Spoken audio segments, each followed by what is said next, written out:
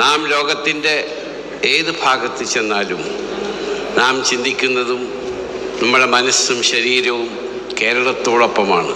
അതെപ്പോഴും നമ്മുടെ മനസ്സിലുണ്ടാകേണ്ടിയിരിക്കുന്നു. എവിടെ തിരിഞ്ഞൊന്നു നോക്കിയാലെന്ത്, അവിടെല്ലാം പൂത്ത മരങ്ങൾ തന്നെ. ഒരു കൊച്ചു കാറ്റെങ്ങാൻ വന്നു പോയാൽ തുരുതുരപ്പൂമഴ ആയി പിന്നെ എന്ന് മഹാകവി ചങ്ങമ്പുഴയുടെ ആ ഈരടികൾ ഞാൻ നിങ്ങളുടെ മുന്നിൽ ഇപ്പോൾ പാടുകയാണ്. കാരണം ഗൗരവകരമായ ഒരു പ്രസംഗത്തിന് ശേഷം കുറച്ച് ഒന്ന് റിലാക്സ് ആവട്ടെ എന്ന് വെച്ചിട്ടാണ്. ലോകത്തെമ്പാടും മലയാളികളുണ്ട്, മലയാളി സംഘടനകളുണ്ട്. അവിടെ നിന്നൊക്കെ വന്നവരാണ് നിങ്ങളെല്ലാവരും.